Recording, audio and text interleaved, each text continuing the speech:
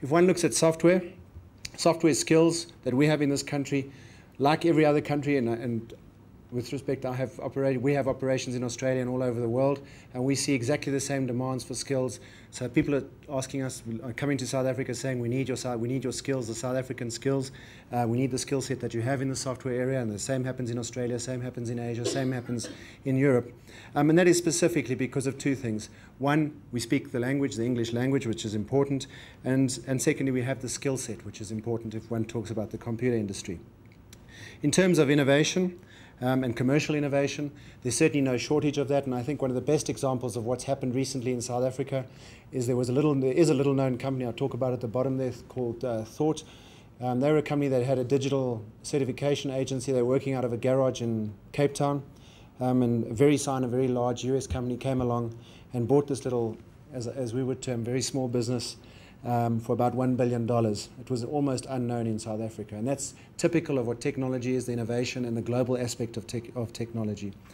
Moving on a bit, if one looks at our banking environment, the banking environment is very, very sophisticated in South Africa, and I think of particular interest if one looks forward to 2006 is automatic teller machine network.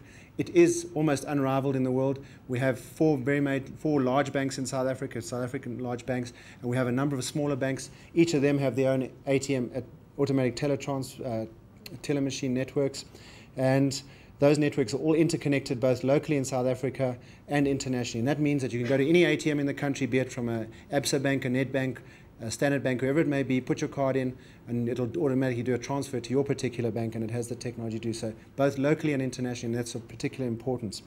I think, obviously, also importantly, from a development point of view, you see lots and lots of developments taking place in the areas of procurement and trade zones, and I think of particular interest if you look what General Motors are doing in North America right now, what Chrysler are doing, and all those type of things. It's no different in South Africa. That technology is here, it's available, it's all been developed, and it is globally acceptable as well, which is obviously very, very important. Moving on to internet. Internet growth, as you see, we have about 1.3 million users at this stage. They give a figure of 3 million. I think that's very, very conservative. I think Chris will give you, from his particular company, much higher projections going forward. And I think with deregulation, obviously, that's going to grow as well. But internet growth is exponential. The same can be said for applications over this medium.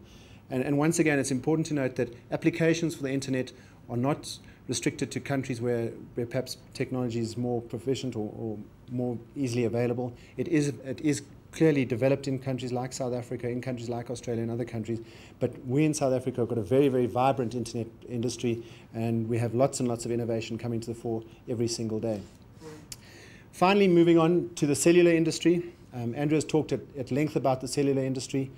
Last week I spent quite a bit of time in North America, and I was talking about this thing called WAP technology. And the Americans were saying, what are you talking about? What is this? We don't understand what you're talking about. And we here in South Africa, we sit with our cell phones.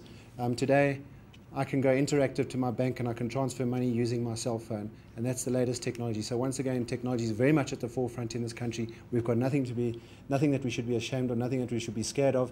And it was great for me to go to the city of New York last week, and people didn't know what I was talking about because it hasn't actually reached that particular content. So I think in conclusion from me, gentlemen, I'd like to say that South Africa really has got first-class, world-class technology, and certainly world-class companies. We've got nothing, as I say, to be ashamed of, nothing to be frightened of.